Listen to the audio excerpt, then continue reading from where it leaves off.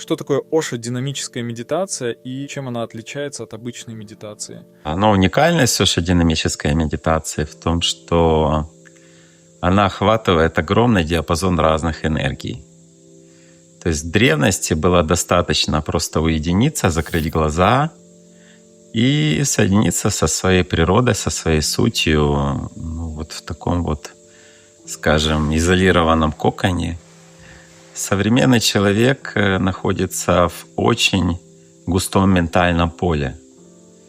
И просто сохранять медитацию где-то в изолированном пространстве, сохранять свое присутствие, а потом выходить в обычную жизнь и быть там постоянно разорванным, в этом нет никакого смысла.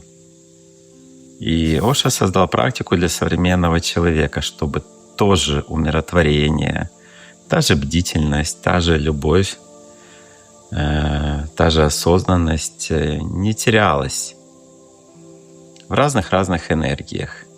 И в динамической медитации 5 стадий, которые охватывают практически, наверное, 99% энергии, с которыми я сталкиваюсь в жизни. То есть за этот час я, в начале, если я только начинаю практиковать, я просто высвобождаю свою энергию, где она заблокировалась, в разных ситуациях. Постепенно приходит какой-то навык, как не терять те качества, которые раньше просто в каком-то, допустим, эмоциональном поле тут же терялись, в интенсивности, допустим, терялись. Та же стадия стоп, тоже статичная стадия есть, на которой я тоже могу поначалу пробить блоки, а потом заметить, что слова мистиков о том, что энергия никуда не направленная, которую мой ум не направил в какие-то хотелки, ощущается как радость, как блаженство. И действительно, эта стадия стоп, стадия статичная, ощущается абсолютно блаженной.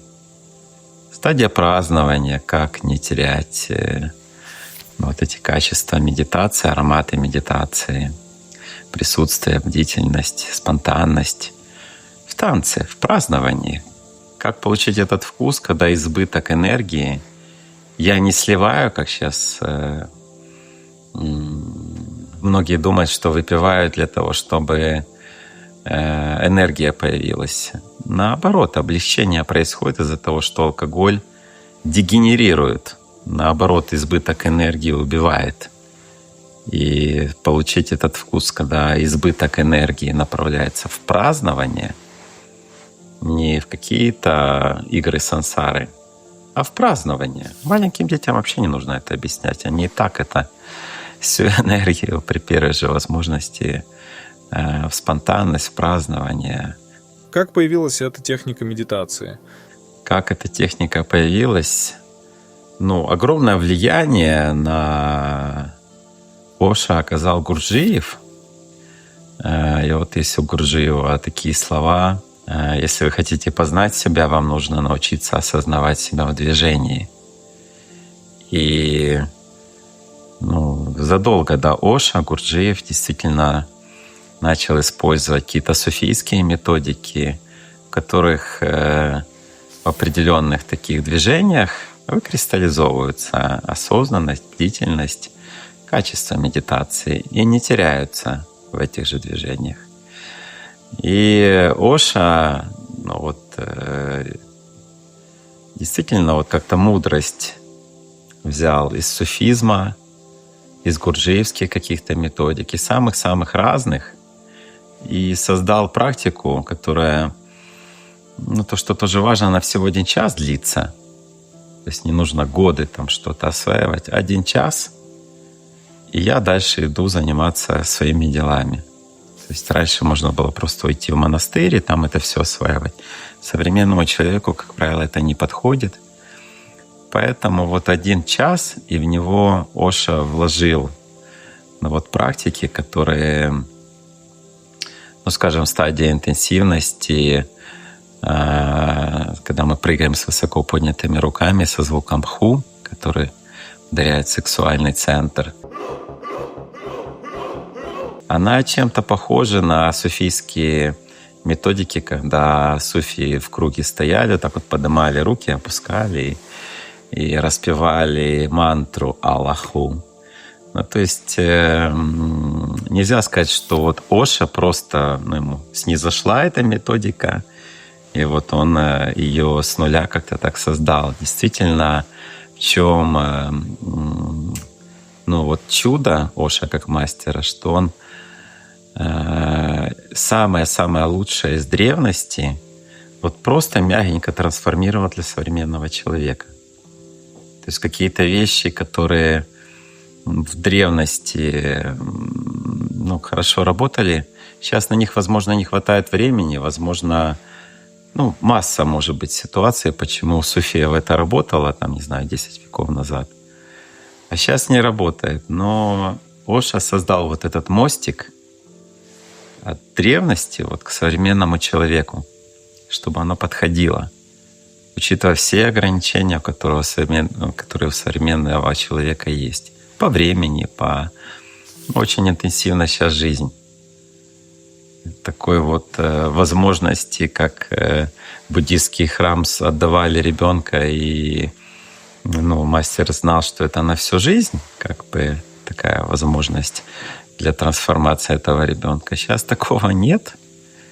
И поэтому создана методика, в которой внутри этой интенсивной жизни можно заливаться светом, отлеплять от себя какие-то паттерны иллюзорные, лишающие жизни, лишающие вкусов. Для кого подходит динамическая медитация и есть ли противопоказания?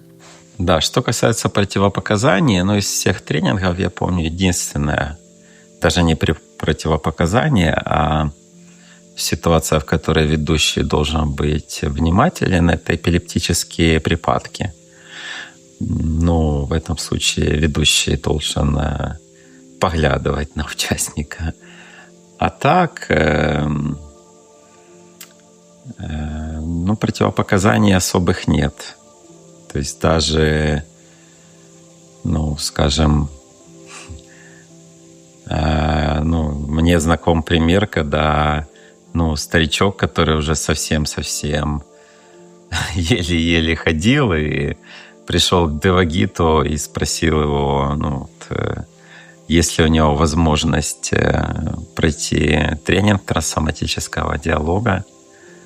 И Девагит сказал ему, тебе надо начать с динамики. И этот старичок прям возмутился. Нет, у меня же не получится.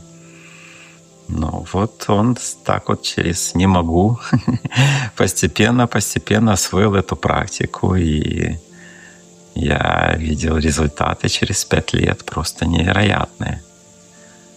То есть действительно практика, которая она безопасна.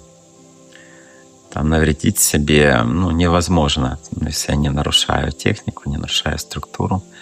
Плюс есть ведущие, которые на самом деле, когда только осваивается эта практика, ведущий необходим именно для этого, чтобы не навредить, чтобы сразу же дать методику, которая безопасна и трансформирует